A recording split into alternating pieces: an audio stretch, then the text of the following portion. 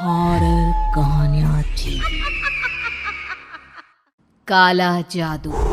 अपने बेटे रिशु के माथे से टपकते हुए पसीने को देखकर सविता की हालत खराब हो गई। ऐसा आज पहली बार नहीं हुआ जब रिशु नींद से घबराकर जागा है। हाय मेरा बच्चा, न जाने किसकी नजर लग गई है तुझे। जब से मेरे बच्चे ने 10वीं के एग्जाम में स्कूल टॉप किया है तब से रोज बुरे बुरे सपने आने लगे हैं। हाँ माँ, मैंने आज फिर से एक काले साए को देखा। वो यहीं मेरी आंखों के सामने खड़ा था। माँ मुझे बचा लो माँ। वो मुझसे कह रहा था कि मुझसे बदला लेगा। माँ कहीं ये प्रशांत। चुप कर, कैसी बात कर रहा है? दोबारा उसका नाम मत लेना। तुझे पता है ना, उस प्रशांत ने आत्महत्या कर ली, तो बार बार उसका नाम मत लिया कर। मम्मी, क्या सच में प्रशांत ने आत्महत्या की थी? चुप कर, बहुत सवाल पूछता है आजकल। और फिर रात के वक्त सविता के पूरे घर में एक अजीब सा काला धुआं छाने लगा। गहरी नींद में सोई सविता की जैसे ही आंख खुली उसका दम घुटने लगा। वो दौड़कर रिशु के रूम की तरफ गई जहां उसके दरवाजे पर घूमती एक काली परछाई देख वो बुरी तरह से घबरा गई। कौन है वहाँ? कौन है? सामने आओ। ये मैं हूँ, तुम्हारी काली करतूत।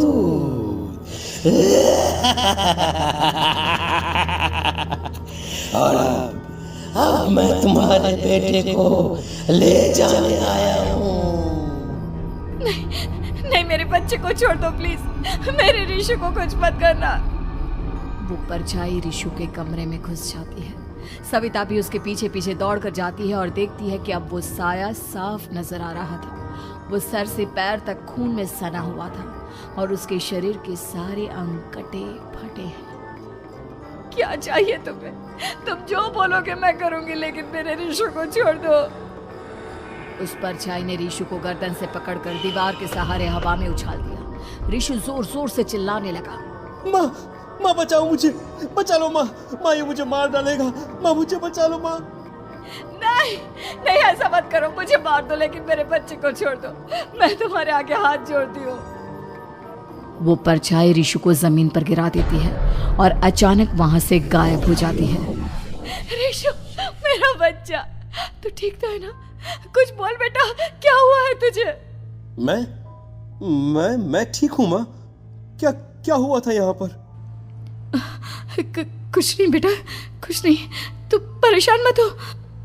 हम कल ही गांव के बाहर जो तांत्रिक महाराज रहते हैं उनके पास चलेंगे। ठीक है माँ, हम जल्द ही उनके पास चलेंगे। मुझे बहुत डर लग रहा है माँ। ये बार बार मुझे डरावने सपने आना, ये सब हमारे साथ क्यों हो रहा है माँ? अगले दिन सविता अपने बेटे रिशु को लेकर गांव के बाहर तांत्रिक के पास जाती है। जिस जगह पर तांत्रिक रहा करता था वो जगह बहुत डरावनी थी। चारों तरफ कंकाल और भूतियां नजर आ रही थी। गांव से दूर वीराने में उस जगह पर जोर से आंधी चल रही थी। रिशु ने डर कर अपनी माँ का हाथ पकड़ लिया। माँ मुझे बहुत डर लग रहा है। ये कैसी जगह है? देख बेटा, हमारे साथ जो कुछ भी हो रहा है उसका इलाज सिर्फ और सिर्फ ये तांत्रिक महाराज ही बता सकते हैं। अब यही है जो हमें प्रॉब्लम से बाहर निकाल सकते हैं। जैसे ही सविता और रिशु तांत्रिक की झोपड़ी के अंदर पहुंचे, वहां का नजारा देखकर उनकी आंखें फटी की फटी रह गई। तांत्रिक की झोपड़ी के अंदर कई सारे लोग अपनी गर्दन घुमा घुमा कर जोर जोर से चीख रहे थे। कौन हो तुम और यहाँ क्यों आई हो? महाराज, मेरे बेटे को कुछ दिनों से एक डरावनी काली परछाई नजर आती है और कल रात उसने मेरे बेटे पर हमला भी कर दिया।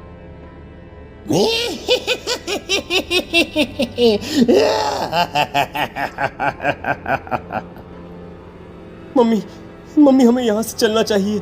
ये जगह मुझे ठीक नहीं लगती। नहीं बेटा, ऐसा नहीं कहते। रुक जाओ, 2 मिनट के लिए रुक जाओ। क्या कहा? काली परछाई? तुम्हारे बेटे पर किसी काली परछाई ने हमला किया? हाँ महाराज, वो कह रही थी कि वो मेरे बेटे को कुछ कर देगी, कोई उपाय बताइए महाराज। मेरे बेटे के साथ कुछ गलत नहीं होना चाहिए। तुमने किसी दूसरे के साथ गलत किया है तो तुम्हारे साथ भी गलत होकर ही रहेगा। तुमने किसी की जान ली है, किसी को मार डाला है तुमने। नहीं महाराज, मैंने ऐसा कुछ नहीं किया। मैंने किसी की जान नहीं ली। मुझे कोई उपाय बताइए। लगता है तुम इतनी आसानी से नहीं मानोगी। मैं तुम्हें अभी उस काली परछाई से मिलवा देता हूँ और वही सारा सच तुम्हारे सामने लेकर आएगा। सविता और ऋषु ने डर के मारे अपनी आंखें बंद कर ली। तभी अचानक तांत्रिक की झोपड़ी में अजीबोगरीब आवाजें गूंजने लगी। सविता और ऋषु बुरी तरह से कांप रहे थे। आंखें खोलो और अपने सामने देखो। क्या यही है वो जिससे तुम कल रात को मिली थी? बताओ मुझे। हाँ, इसने कल रात मेरे बेटे के ऊपर हमला किया था। ये उसी लड़के की भटकती हुई आत्मा है जिसे कुछ दिन पहले तुमने मार डाला था। मम्मी ये महाराज क्या कह रहे हैं? क्या सच में आपने किसी की जान ली है, किसी को मार डाला है? अगर हाँ तो बताइए ना मम्मी, किसको मारा है आपने? किसको? तुम्हारी माँ इतनी आसानी से सच नहीं बताएगी बेटा। इसने एक बच्चे की जान ली है।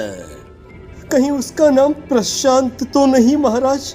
वो मेरा दोस्त है, मेरा पड़ोसी है। सही पहचाना। देखा सविता, तुम्हारा खुद का बेटा भी जानता है कि तुमने किसी के प्राणों की बलि चढ़ा दी और इसीलिए अब उसकी बुरी आत्मा तुम्हारे घर में भटकती है। मुझे माफ कर दीजिए महाराज, मुझसे बहुत बड़ी गलती हो गई। प्रशांत हमारे पड़ोसी का बेटा था। हर बार उसके नंबर मेरे बेटे से ज्यादा आते थे और इसलिए मैंने उसके कमरे के बाहर काला जादू किया था, पर मुझे नहीं पता था कि वो मर जाएगा। तुम्हारे उसी काले जादू वाली गुड़िया के अंदर एक बुरी आत्मा थी जिसने उस बच्चे के दिमाग पर बुरा असर कर दिया और उसी की वजह से उस लड़के ने अपनी बालकनी से कूदकर आत्महत्या कर ली। इसकी वजह सिर्फ और सिर्फ तुम हो, तुम। नहीं महाराज, जो कुछ भी हुआ मुझे नहीं पता था कि प्रशांत अपनी जान दे देगा। प्रशांत की आत्मा इस वक्त तुम्हारे सामने खड़ी है, हमसे बात करना चाहती है। बोलो क्या कहना चाहते हो? मैं जीना चाहता था, बड़ा होकर कुछ बनना चाहता था। आपके बेटे से मुझे कोई परेशानी नहीं थी। अरे वो तो मेरा अच्छा दोस्त था। मुझे माफ कर दो बेटा, मुझसे बहुत बड़ी गलती हो गई, मुझे माफ कर दो। माफ करने से मुझे वापस जिंदगी नहीं मिल जाएगी। मेरे माँ बाप आज भी मेरे लिए रोते हैं। आपने मेरे साथ बहुत गलत किया है, बहुत गलत। और तभी अचानक प्रशांत की आत्मा वहां से गायब हो जाती है। सविता जोर जोर से रोने लगती है। सुन लिया तुमने? ये तुम्हारे अपने ही किए हुए पाप हैं जो इस तरह से तुम्हारे सामने आ रहे हैं। माँ, ये आपने अच्छा नहीं किया। सिर्फ 10th बोर्ड के एग्जाम में मैं टॉप कर पाऊं, इसलिए आपने मेरे दोस्त के ऊपर काला जादू कर दिया। नहीं मम्मी, नहीं, अब हम कभी खुश नहीं रह पाएंगे, कभी नहीं। मेरे दोस्त की आत्मा को कभी शांति नहीं मिलेगी मम्मी, कभी नहीं। लेकिन मैंने जो कुछ भी किया सिर्फ तुम्हारे लिए किया। वो लड़का हमेशा फर्स्ट पोजीशन पर आ जाता था और इस वजह से हमेशा तुम्हारे मार्क्स कम पड़ते थे। मैंने तो सिर्फ उस पर एक छोटा सा काला जादू किया था बेटा। मुझे क्या पता था कि उसका ये नतीजा निकलेगा। जिस गुड़िया को तुमने उस लड़के के कमरे के दरवाजे पर लगाया था, दरअसल उसके अंदर एक बुरी आत्मा का प्रवेश हो गया था, जैसा कि अक्सर काला जादू करते समय हो जाता है। मुझे अपनी गलती का एहसास हो गया है। मैं प्रायश्चित करना चाहती हूँ। आप बताइए मैं क्या करूँ? प्रशांत के घर जाकर उस काली गुड़िया को वहां से निकालकर यहाँ लेकर आओ। मैं उसे आग में जलाकर राख कर दूंगा और उसके बाद प्रशांत की आत्मा को हमेशा के लिए मुक्ति मिल जाएगी। अगली रात सविता चुपचाप अपने पड़ोसी प्रशांत के घर जाती है। प्रशांत के माँ बाप प्रशांत की मौत के बाद उस घर को छोड़कर हमेशा के लिए वहां से चले गए थे। जैसे ही सविता उस घर के अंदर कदम रखती है, उसका सामना अजीबोगरीब हैवानियत से भरी आवाज़ों से होने लगता है। ऐसा लग रहा था जैसे कोई बुरी तरह से चीख रहा हो। सविता जैसे ही प्रशांत के कमरे के बाहर पहुंचती है, वहां पर लटकी हुई गुड़िया के शरीर से खून टपकने लगता है। ये क्या हो रहा है? इस गुड़िया के शरीर से खून क्यों टपक रहा है? सविता हिम्मत करते हुए उस गुड़िया को वहां से उतारने की कोशिश करती है, लेकिन तभी अचानक से बहुत भयानक दिखने वाली औरत उसकी आंखों के सामने आकर खड़ी हो जाती है। मैं यहाँ से कहीं नहीं जाऊंगी, और अगर तूने मुझे यहाँ से हटाने की कोशिश की तो मार डालूंगी मैं तुझे। नहीं नहीं, मुझे तुम्हें यहाँ से ले जाना ही होगा, नहीं तो मेरा बेटा, उसकी जान को खतरा है। मैं तुम्हें नहीं छोड़ सकती। अगर तुम्हारे अंदर हिम्मत है तो मुझे इस घर से बाहर ले जाकर दिखाओ। और ऐसा कहकर वो औरत सविता के ऊपर हमला कर देती है और उसे हवा में उछाल उछाल कर जमीन पर पटकती है। लेकिन तभी अचानक मौका देखकर सविता अपने हाथ में ली हुई सुई उसके हाथ में चुभो देती है। हाथ में सुई लगते ही वो औरत जमीन पर तड़पने लगती है। ये क्या किया तूने? ये क्या कर दिया? तुझे ऐसा नहीं करना चाहिए था।